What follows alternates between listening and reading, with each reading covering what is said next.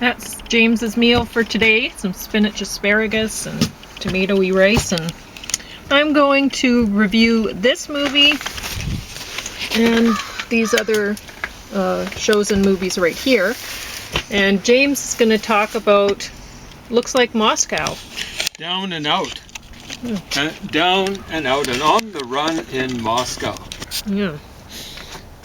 Alright, so I'll get this over with fast, and then I'll just sit here and warm up with my hot lemon and honey. So the way Pauline would have arranged this plate would have been a whole lot better, except I started messing around, mixing stuff He around. likes mixing it all together. Yeah, exactly right. But I can't understand. I used to hate food being mixed up with each other pieces of food, but now it seems to be what I like doing. So this one got the top of the stack. Everything, everywhere, all at once. And there are a few subtitles in here, but not too many. It starts out that way. But there's not too many in here. I don't think, even people who don't like reading subtitles, they'll still like this movie just fine. It's really sci-fi, and there's a lot of adventure. And I recognized this woman who was acting, and I was like, who is she? And I don't know, is she the woman from Crouching Tiger? I'm not sure. I haven't seen that movie in a long time, but I recognize her, and she did a really good job. Anyway, and, well, anyone would recognize Jamie Lee Curtis there. But anyway, great movie. Really good special effects, very good action sequences, and the only thing that I didn't like about it, now it's 2 hours 19 minutes long. I should mention that, it's quite long, but it doesn't feel too long. And they did something, I didn't like it, but it was kind of an interesting thing that they did. They made a false ending I'm telling you this because I didn't, don't give up on the movie. They made a false ending about where you would expect the movie to end in terms of length, right? And so about the hour and a half mark, they put a false ending up, and you're like, but it can't end there, you know, it's been great up until this point, and then all of a sudden, that's where you end it? No, that's not where they end it. So just keep watching, it's just a false ending. And yeah, it's really great. It has everything. There's the action, there's the sci-fi sort of stuff, you know, it's like superhero-ish, and yet it's a family movie. I don't know what to tell you about it. It's really great. You should watch it. R.I.P.D. 2, Rise of the Dam. Now, this one, it seemed like it was made by somebody maybe like Hallmark or something. Like it didn't have, everything seemed professional, but maybe the lighting was a little off or something. Like they had the big train attack and stuff, the Wild West kind of train attack happening in the light of day, and it looked kind of cheesy, whereas had they changed the lighting so it was like the train was coming in the evening or something, then it would have looked more spooky, and it would have actually looked better.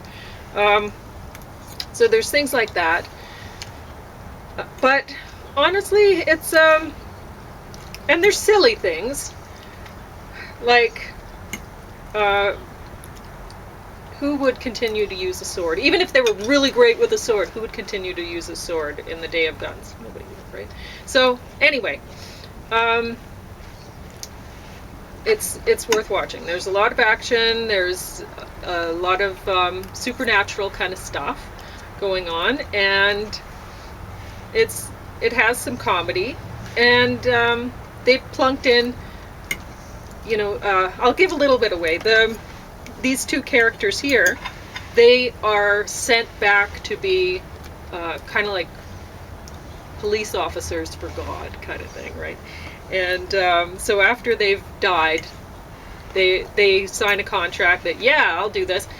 But once they get back there, to like, he goes back to his Wild West spot where he died, near where he died, and yet nobody recognizes him because they do not appear as they did before they died. So they appear as these African American women, and so they're kicking A as these little African American women, which is kind of cute. Anyway, it's actually worth watching, even though it seems a little bit low budget.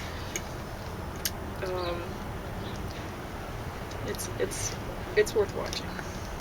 Now, I was going to put Star Trek Discovery Season 4 at the bottom of the stack, but I continued to watch it. At first, I was like, did they check every box off when they were trying to make this politically correct for the times or whatever? I mean, they have a lot of African Americans in powerful positions in this enterprise, which for a long time, I was calling it the Rainbow Enterprise, because it's like everyone is either African American or they're they look androgynous or they're gay or something. So it's like pro-color enterprise. It's overly affirmative action. And so then I'm like, oh yeah, people aren't going to like seeing all of this, right? But they didn't check off every box because they have the ageism. Because this young woman here, she's a beautiful young lady, which you don't really think of really young people being in leadership positions. Why should they have the leadership positions when they don't have all the experience yet? No matter how well trained they are, they're not Picard, right? So here she is, some young woman in this place of power. And honestly, like James said, did they totally erase heterosexual white males for this enterprise? And Can you no, recall they the did one? not. Huh? They actually had They have some. Well, I think, They didn't check all the boxes. well, because they one might of the not be boxes is heterosexual. I'm not sure. erase all heterosexual white men But in order to get diversity. so, along with the ageism, they didn't check the ageism box because they have this young woman being the leader. It should have been, why not try to get, I mean, there's some great African American women who are older now and really can act, but maybe they refuse to do this. So How maybe about that's Oprah it. Winfrey? She Pay her wouldn't do less. this. She couldn't. She wouldn't. She wouldn't. But, She wouldn't. There's way better than her, and they wouldn't do it either. There is. And so maybe that's just why they went for a young woman, but still, they should have checked the box of ageism and went for an older black woman. It doesn't have to be a leader position. You know, like if someone is young and can actually pass a test, objectively framed, objectively administered, objectively marked, which indicates that they're better at this kind of leadership role than anyone else is older, then they should get the job. But it's just unlikely. Now, you don't go around dismissing me. Oh, it's unlikely that this young person is going to be good in this particular role, so we won't give it to them. You actually got to do the test. Or you should. Anyway. And most of the, like there are a lot of, on the other Star Treks, everyone who was on the bridge, they were main characters and they were not expendable. You could follow the stories with all the characters on, the other people working who were sent away on missions or whatever. They're expendable, whatever. But the people on the bridge, they're core characters. This one, there's a lot of, they've tried to plunk in a bunch of white women who are total non-entities. They're on the bridge, but they may as well be posters. They're just garbage. And anyway, so there's that. But so they do have white women, but they're taking orders.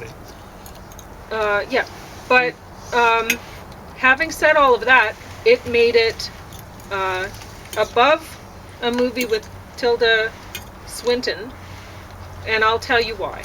As I watched it, I did see that there was a larger story that they were trying to frame here, and there's one. It's one of young women or young people, maybe, or whatever, being thought of as not being qualified for the job. Right? She's in this system where another woman who's older is telling her, well, you've made a decision here at the beginning. You've made a decision here which you were willing to sacrifice the whole crew for just a few officers or whatever, and that shows that you're not immature. You could have lost everything. And she's like, but I didn't. And the woman is like, yeah, but you could have. And she didn't quite get it. The young woman didn't quite get it. And so then there's that throughout the whole thing. And anyway, I don't want to give the whole story away of the season. It's actually worth watching. If you can hang in there, there's an overarching theme to the season that is worth watching. Now, there's a whole lot. Another reason why I was calling it the Rainbow Enterprise is it's like there's so much love in this Enterprise. Everyone's hugging all the time, and they'll do things like they hold hands to transport. What's that? That's crazy. So, I don't know. So far, peace and flowers. This was my least favorite of all the Star Trek stuff. And they've produced some. I prefer Deep Space Nine to this. But I don't know. I like watching the Star Trek stuff, and after a while, I did get into it.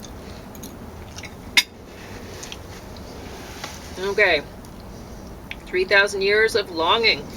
This one's about a djinn and a woman who falls in love with djinn. And he tells her a few stories of some things he's encountered in his many, many years before her, and she falls in love with him, and this and that. And it's an hour and 48 minutes, it looks like. And there were some good special effects, and it was okay, but honestly,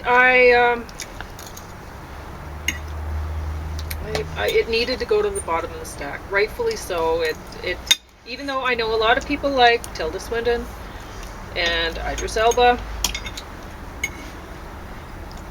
but it didn't deserve to be any higher in the stack than it was. There was one part where she has a couple neighbors that are portrayed as bigots, and she's really upset with them because she thinks that they're bigots, and they're saying it has nothing to do with people's color. It's about culture and this and that, and she gets mad and she goes inside, and then she brings them some treats from a different culture later on, and they seem nice, right? And most people really are. And whether you think that things are, like right now, there's a whole lot going on that you're being led to believe is about race, it is not. It's about, mainly it's about class. And here in places like Canada, the United States, Europe, and other places, there's lots of races. In India, anyway, stunning amount of races. I'm going to put it over to James because I don't want to talk about the subject. You can go talk about it after listening to the CBC and pulling your hair out. Listening to the CBC, I don't have much hair to pull out, but my God, I'm going to be a cue ball like Picard, Yeah, they had someone on the CBC. I think it was this morning. They were featuring artist from Calgary. Where's this guy from originally? You know, I'm wait. Okay, it's got to be black. It's Black History Month, but it'll be almost the same coverage as next month. I guess it's 2 days from now. Black History Month in itself is racist. When you're singling out one race that has, I think it's 4% of the population right now, almost none of the population over the full length of Canadian history, that's written history and stuff like that, almost none. When you're looking at people superficially like that, when it's a skin color thing, that's wrong. That's racist. Black History Month is racist. Tell me about yeah, Moscow. like what would happen if you had white history? I just wanted to deal with that before I moved to here. So, of course, it was a black individual. Where did he come from originally? South Africa. How long has he been here? 2 years. And he's getting a feature on CBC. He's from Calgary. They're featuring talent from Calgary. How much talent he's got. He's doing hip-hop, which doesn't take much talent. Not much at all. And so he's from South Africa. 2 years. How long have some of my ancestors been here? 200 years. An explorer called Howes. Yeah, he got some recognition though, because he was an explorer. Some. 200 years. But honestly, 200 years. Some of my ancestors have been here over 10,000 years. Yeah, and that's my point. Is 2 years. And we will talk about it later. We'll talk about the $10 bill that I'm calling the counterfeit 10. Because in the time when there was all the talk about the Catholic Church and coming down on Native people and disappearing them or whatever, as a distraction, used as a distraction during COVID, then they decided to take the picture off of a past prime minister who was on the $10 bill, off the $10 bill. John A. Macdonald. Because he supported the resident schools. And instead of putting a Native person on the picture of them on the $10 bill, they put on an African American. Wow. Is that ever racist? I actually think it is. Yeah, it is totally racist. Now, apparently she was told she wasn't chucked out of a theater. She was told to move up to the balcony. How many Native people would have been better on that $10 bill? They've been here forever, and where's one of their pictures on the $10 bill? And apparently I've got all sorts some of Native nephews people are upset all about sorts it now. of They want one of their pictures on a $10 or on a. Have you heard that issue? Or apparently should be an issue. But I've got all sorts of nephews and nieces that deserve to be on a $10 bill or on $5 bill or one. No, they don't have $1 bills anymore. But anyway, there you go. Bring back the $1 bill. But we're going to talk about that later. And right now we're talking about Moscow. Well, I got us going in a totally wrong direction. Well, I did want to mention some other person. This was a couple of days back. And of course, anytime I turn into CBC, it's either Indigenous or black. You know, like 6% of the population in Alberta is Indigenous. When you've got more than half of the coverage for blacks and Indigenous, you are overrepresenting certain segments of the population. Now, Canada does have, and Alberta by extension has an issue with Indigenous people. That stuff has to get covered. History and present day. Future. Black stuff, more than 4% coverage, I don't support. Now, so this guy was from Rwanda, a Tutsi, and he's been over here a while. And did he come over when he was 4? Something like that. Oh, so and he wrote something like his memoirs, a little premature, he sounded pretty young. But He'd be about 30, I presume, if he was 4 when he came over. When did they have the problem there? 94, Yeah. huge problem. Yeah. A million people killed. And he had to come to Canada. Now, hold on. You see, there are two countries in Central Africa. One of them is Rwanda. See if you can guess the other, folks. You intelligent people out there, well-informed. The other one, they used to belong to Germany, and after World War I was given to Belgium.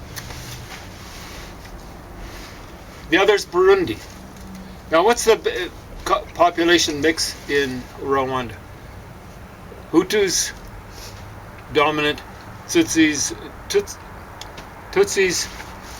Yeah, I know. One has one more of the one, and the other has more of the other one. So why does fella have to come here?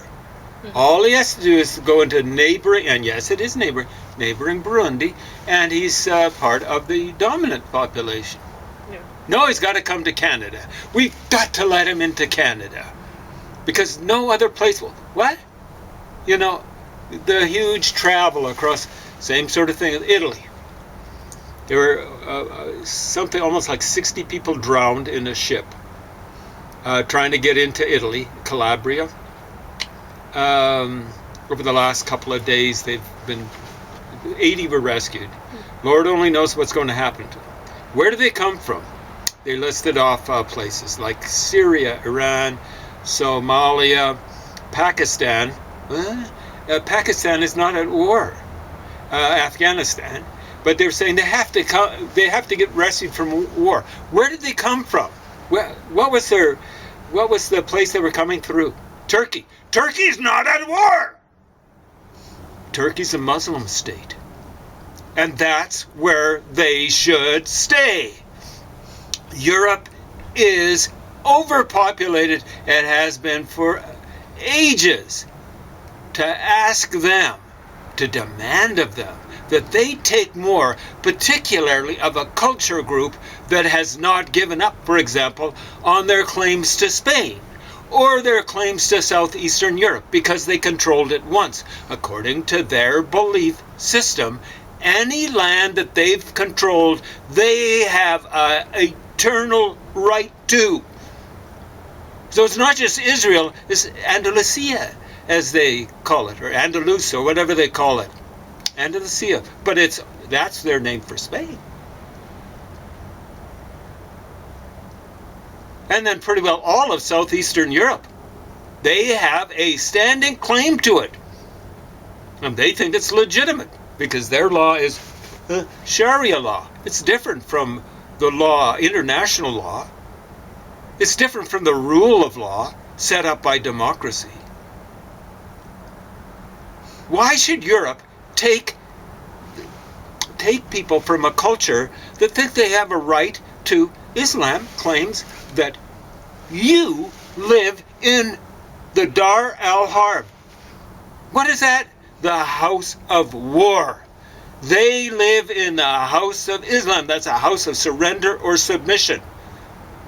And when they do not fight you, they will fight / kill you in the way of Allah, or they will jihad, struggle with you in the way of Allah, but they do not fight wars. Okay? They do not fight wars against non-believers. Maybe they do against themselves, but they don't believe in it. They don't believe in fighting amongst themselves. Why are you... I want to write a book. Congratulations. You live in the house of war. It's not you that are determining that. Once you've been told to submit and you don't, you are committing a crime against Allah. You are committing a crime that has to be punished by war. That is the thing in the Quran. You can gibber and jabber and say all sorts of things. No. Have you read the Quran? Read it. Read it or else. Anyway, how much time have we got? 5 years? 5 years? 5 years, yeah. Yeah, you have almost 5 minutes. Almost 5 minutes. Okay. Try to do what you can do there. I'm getting tired of hearing this coverage from CBC about, hey, we got to take these folks. Turkey, you take these folks. You take these folks instead of passing them on to Europe. These folks that are trying to get into Italy and other places in Europe, Spain, so on and so forth, they are settler colonialists. It doesn't matter what color they are. They're coming from Afghanistan. Afghanistan has never been colonized. Wake up and smell the coffee, except by Arabs. And they brought Islam to the place. Alexander the Great tried, but it didn't quite work out. Never been colonized. Turkey, never colonized. Ever, ever, ever. Settler colonialists, they are. And they're spreading their settler colonialists into Europe, into Canada, and the United States. They're settler colonialists. Some people call them invaders. They're not invading because they're not having to fight. Okay, now, down and out and on the run in Moscow. A preview, actually. I've only read 140 pages of 260, so I'm not going to review it now. I'm going to give you advance warning. I know the person who wrote this. I know the person who co-wrote it. Or I knew him. He's dead now. And I don't know the person who did the prefatory interview. The person who really wrote it, I'd call him more like a ghostwriter, is called editor. That's how he styles himself. L-O-E, I think that stands for Larry Oliver Erdos. I'm not sure about the Oliver. His dad used to be called Ollie. He used to work for the city of Lethbridge. I think that was short for Oliver. Now, he's the guy that put it together. Fantastic read. I'm telling you, very exciting. Austin Martin, who's a member of the Order of Canada right now, visited the Soviet Union when it was still the Soviet Union in 1991, in the spring of, I think it was March or something like that, when's the first date here. And it looked as though it was for a week.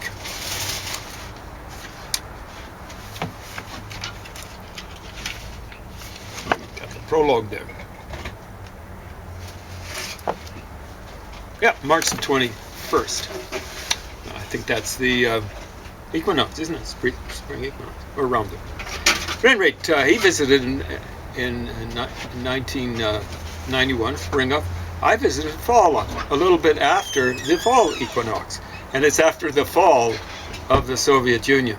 I think that happened in, when was it, late August or something like that? 1991. And oh, the difference in our experiences. This is real pulses pounding action. I'm not going to give too much away. And I do know he survived the experience, Austin Martin did, but it got pretty exciting.